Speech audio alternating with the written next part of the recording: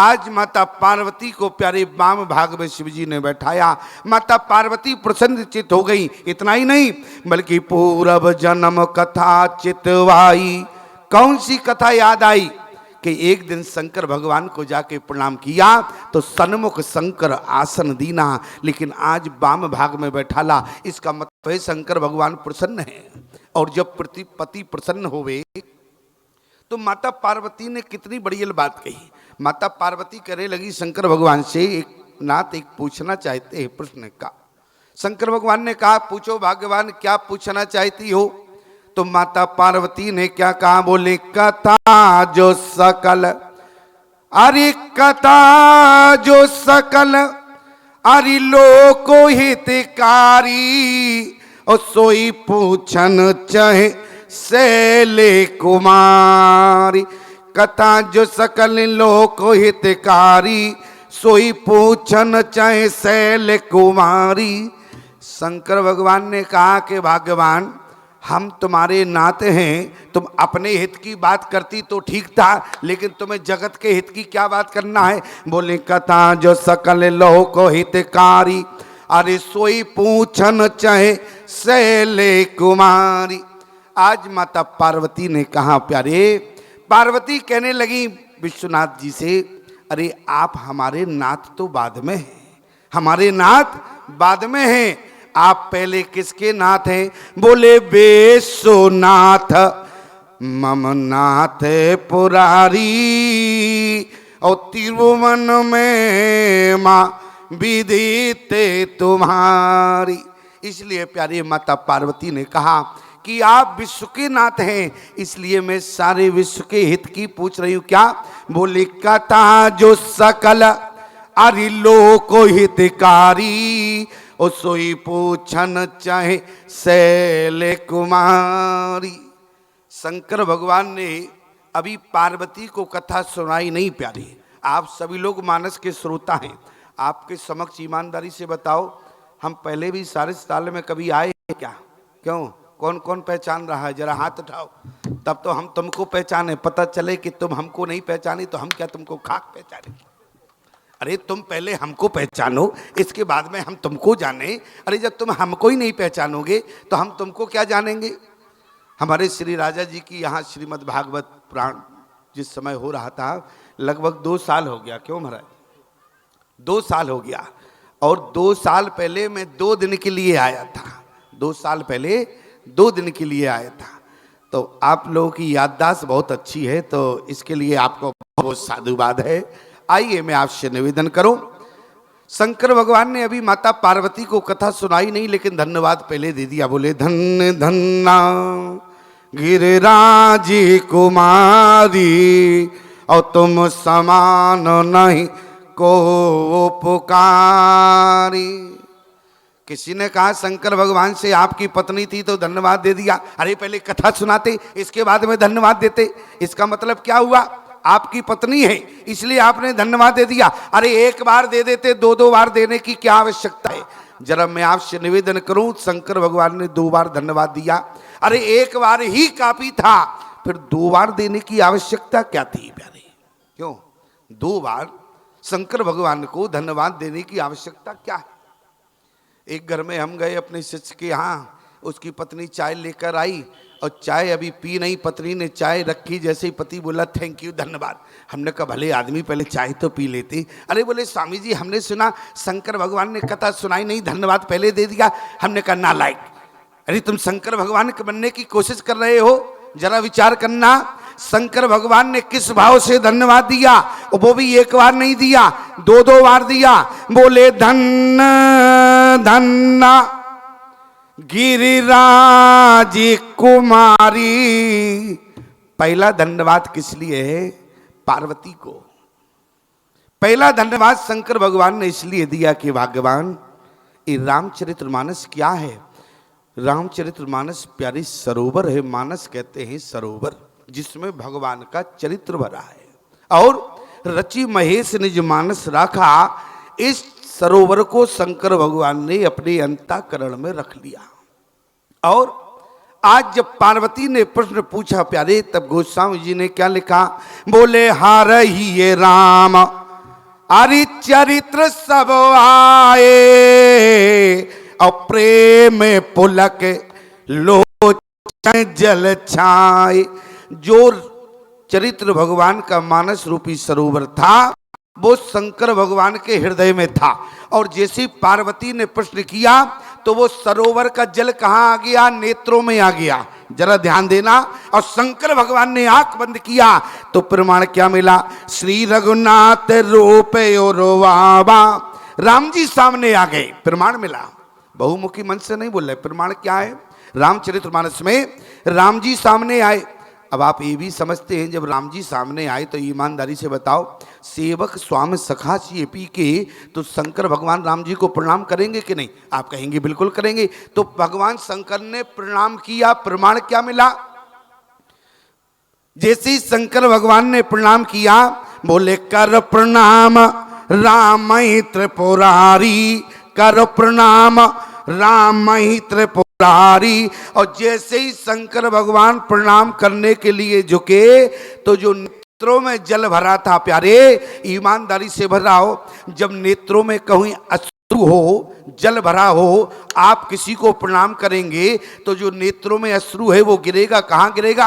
अरे जमीन पर नहीं गिरेगा। जब आप किसी के चरणों में सिर रखेंगे तो वो उसके चरणों में गिरेगा। इसी प्रकार से कर प्रणाम राम त्रिपुरारी। और जैसे ही प्रणाम किया जो सरोवर का जल नेत्रों में था वो भगवान के नक पर गिर गया। अब जरा विचार करना, भगवान के नक पर जब कोई जल गिरता है, नक निर्गिता मुनि बंदिता तेरे लोक पावन सोरसरी, वो गंगा बन जाती है प्यारे। इसलिए आज रामचरितमानस जो सरोवर था और जब भगवान के नक पर गिर गया तो अब सरोवर नहीं रहा प्यारे। बोले सकल लोक जग पावनी गंगा। आज भगवान तुमने इस सरोवर को गंगा बनाने का काम किया है। पहला धन्यवाद तुम्हें इसलिए है। अच्छा, दूसरा धन्यवाद, आपने प्यारी कई बार सुना होगा कि कलयुग में हमारे शास्त्रों में ऐसा वर्णन आता है कि कलयुग का अधिक समय बीतने के बाद गंगा की धार सूख जाएगी। अब आपसे पूछना चाहते हैं, अभी लोग अपने पाप धोने के लिए कहाँ जाते हैं? बोले गंगा में स्नान करते हैं। स्नान करने के बाद लोगों के पाप खत्म हो जाते हैं।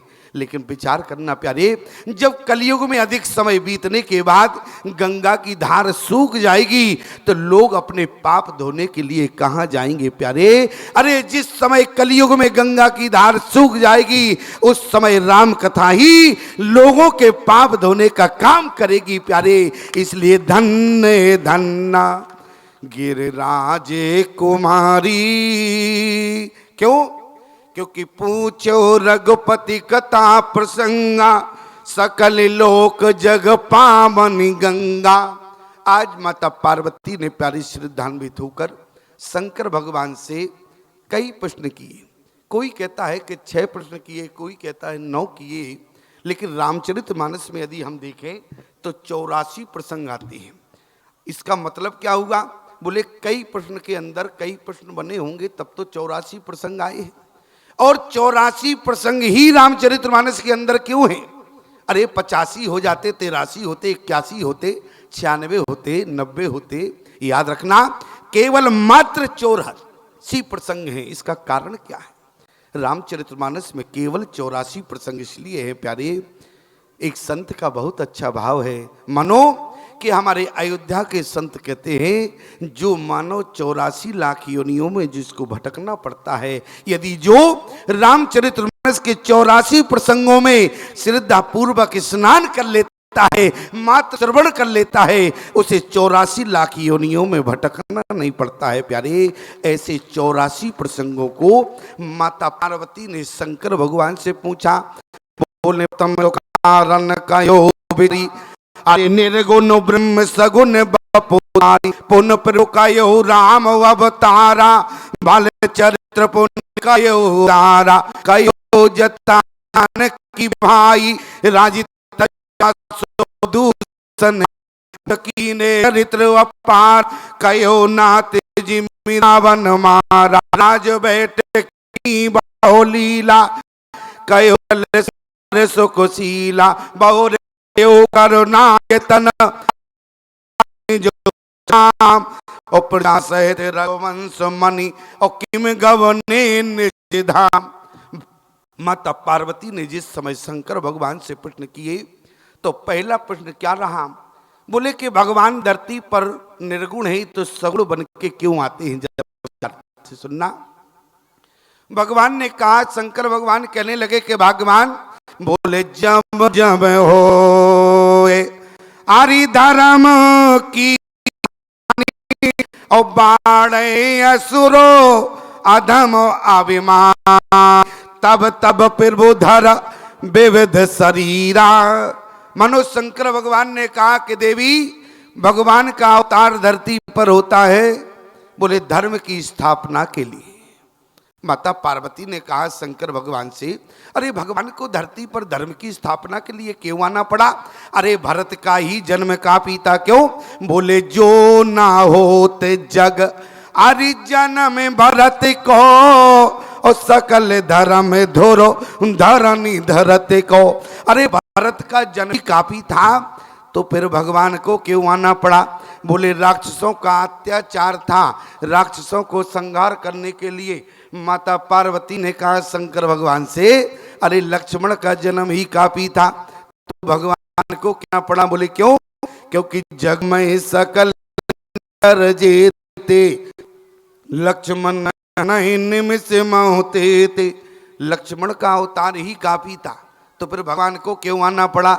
शंकर भगवान कहने लगे, बोले भगवान किस लिए आते हैं? बोले साधु संतों की रक्षा के लिए आते हैं। पार्वती ने कहा, बोले प्रभु हमने तो एक बात सुना है। क्या? बोले साधु संत के अरे तुम रखवारे।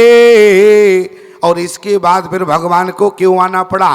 शंकर भगवान को कहना पड़ा, बोले भगवान बोले सो केवल भक्तन हित लागी। केवल भक्तों के लिए ही भगवान का अवतार होता है। ध्यान देना प्यारे, जैसे एक बार सारिस ताल में मैं आया लेकिन आप लोगों का प्रेम भाव था और श्री राजा जी ने दूसरी बार केवल हमसे कहा, बोले महाराज जी सारिस ताल चलना है, तो आप लोगों का वो प्रेम याद आ गया कि मैं मुझे नहीं बल्कि प्यारे में दौड़कर आपके बीच में मैं आपसे निवेदन कर रहा हूं। बोले सो केवल भक्तन हित लागी। आज भगवान का अवतार प्यारे केवल भक्तों के लिए होता है और भक्त ही ऐसी मशीन है जो निर्गुण ब्रह्म को सगुण करके धरती पर उतारती है। पहला, भगवान के जन्म का कारण शंकर भगवान ने पार्वती को सुनाया। बोले दंपति धर्म आचरणनी का अजहो गाव श्रुति जिन कैली का। भगवान का चरण किसके यहाँ आता है इसको जरा ध्यान से सुनो। भगवान का चरण दंपति कहते हैं पति पत्नी को। जिस पति पत्नी का आचरण अच्छा होता है उनके यहाँ भगवान का चरण आता है। अच्छा, हम कैसे समझें कि पति पत्नी का अच्छा है? क्यों? समस्या तो बहुत बड़ी है, लेकिन गोस्वामी के सिद्धांत देखो, हमारी बात को अन्यथा मत लेना। गोस्वामी जी ने क्या कहा? बोले दंपति धारम। बोले दंपति धारम, यदि आपने भगवान के जन्म का हेतु समझ लिया कि भगवान किस घर में आते हैं, याद रखना प्यारे, आपको पूरा कथा सुनने का सार मिल जाएगा जिसे भगवान जन्म का हेतु नहीं सब। कहा? बोले दंपति धाराम अरिया चिरणनी का। बोले दंपति का आचरण अच्छा होना चाहिए। अच्छा, कैसे जानेंगे कि दंपति का आचरण अच्छा है? तो जरा विचार करना। बोले पत्नी का आचरण कैसा हो और पति का आचरण कैसा हो? पत्नी का आचरण हो, पत्नी के आंख को देखकर पति प्रसन्न होवे, समझना कि पत्नी का आचरण अच्छा है। ध्यान देना। माता कौशल्या कैसी है? बोले कौशल्यादि नार प्रिय अरि सब आचरण पुनीत। पत्नी का आचरण कैसा हो प्यारे? अपने पति के अनुकूल हो। प्रमाण मानस में क्या है? बोले कौशल्यादि नार प्रिय अरे सब आचरण पुनीत और पति अनुकूल प्रेम दृढ़ हरिपद कमल विनीत। पत्नी का आचरण हो अपने पति के अनुकूल हो।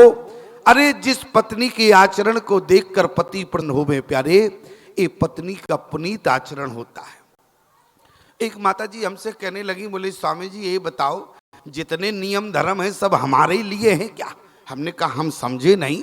बोले जितने नियम धर्म हैं सब हमारे लिए हैं, जितनी मर्यादा है हमारे लिए है, इनके लिए कोई मर्यादा नहीं है। ये रात को चाहे 11 बजे आवे चाहे 2 बजे आवे और वो भी झूमते चले आ रहे हैं, पीकर चले आ रहे हैं, इनके लिए कोई मर्यादा नहीं। क्या कोई धर्म नहीं है? जरा विचार करना। गोस्वामी जी ने एक पक्ष की बात नहीं की, दोनों पक्ष क्या है? बोले दंपति धर्म। बोले पत्नी का धर्म क्या कहता है? बोले पत्नी अपने पति के अनुकूल हो, ध्यान रखना प्यारे। फिर बोले पति का धर्म कैसा होना चाहिए? माताएं, हम केवल आपके पक्ष की बात नहीं कर रहे, सिद्धांत को देखकर दोनों पक्षों की बात है। लेकिन माताएं कहती हैं, बोले स्वामी जी हम हमारी बात करते हैं, क्या इनके लिए कोई मर्यादा नहीं है? तो जरा विचार करना प्यारे। मैं केवल अपनी माताओं से इतना कहना चाहता हूं, जरा विचार करना। आपकी समाज में वो कीमत है। एक व्यक्ति तो हमारे पास आया, बोले स्वामी जी हम गाड़ी में बैठे हुए थे, बोले स्वामी जी आपकी गाड़ी की क्या कीमत है? हमने कहा क्यों रे, तुम गाड़ी की कीमत पूछ रहे हो? अरे गाड़ी की कीमत क्यों? बोले आपकी गाड़ी ये बहुत अच्छी लग रही है इसलिए आपकी गाड़ी की कीमत क्या है? हमने कहा गाड़ी की कीमत तो नहीं बता सकते, कहो तो तुम्हारी कीमत जरूर बता दें हम। बोले हमारी कीमत कैसे बता सकते हो?